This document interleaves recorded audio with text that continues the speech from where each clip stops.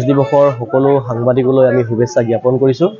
শিৱসাগৰ ইমেডিয়া সংস্থাই জিলা সাংবাদিক সংস্থাৰ সহযোগত আজি এক ব্যতিক্ৰমী প্ৰয়াস কৰিলোঁ। আমি ৰাষ্ট্ৰীয় প্ৰেছ দিৱস কিছু ব্যতিক্ৰমী ধৰণে উদযাপন কৰিলোঁ। বিশেষকৈ এগৰাকী বিশিষ্ট ব্যক্তিক মাতি আনি বক্তৃতা দিয়াৰ বিপৰীতে আমি আজি শিৱসাগৰ সমাজ জীৱনৰ বহু সংখ্যক বিশিষ্ট ব্যক্তিক নিমন্ত্ৰণ জনালোঁ।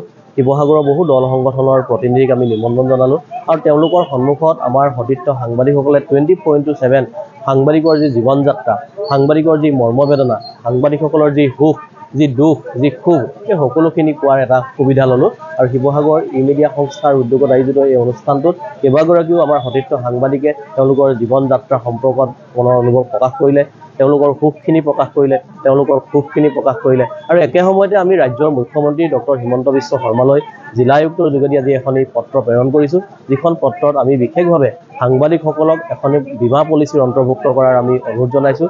আৰু দীৰ্ঘদিন ধৰি যিবিলাক দাবী সাংবাদিকৰ সপক্ষে উত্থাপিত হৈ আহিছে, সেই দাবীসমূহ যাতে এইখন চৰকাৰে খুব সুন্দৰকৈ ৰূপায়ণ কৰে, এইখন চৰকাৰৰ দিনতে যাতে সাংবাদিকসকলৰ যি জীৱন যাত্ৰাৰ ক্ষেত্ৰত অসুবিধাৰ সন্মুখীন হৈ আহিছে, কোনো ক্ষেত্ৰতে যাতে ভৱিষ্যতে সাংবাদিকসকল অসুবিধাৰ সন্মুখীন নহয়, তেওঁলোকে যাতে এক সুচল জীৱন নিৰ্বাহ কৰিব পাৰে, তাৰ বাবে আমি ৰাজ্যৰ মুখ্যমন্ত্ৰীগৰাকীক আহ্বান জনাইছোঁ।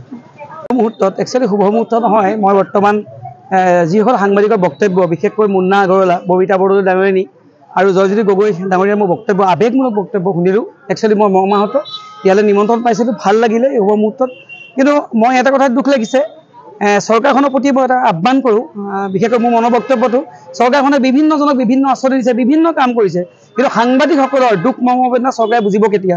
মই অসমৰ বৰ্তমানৰ সৰ্বকালৰ সৰ্বশ্ৰেষ্ঠ মাননীয় মুখ্যমন্ত্ৰী আবলৈ আহ্বান যে শিৱসাগৰ নহয়, সমগ্ৰ অসমৰ সকলো সাংবাদিকৰ প্ৰতি আপুনি এখন আইন বনাওক, য'ত তেওঁলোকে সুৰক্ষিত হয়, স্বাস্থ্যৰ পৰা আদি কৰি তেওঁলোকে সুৰক্ষিত হয়।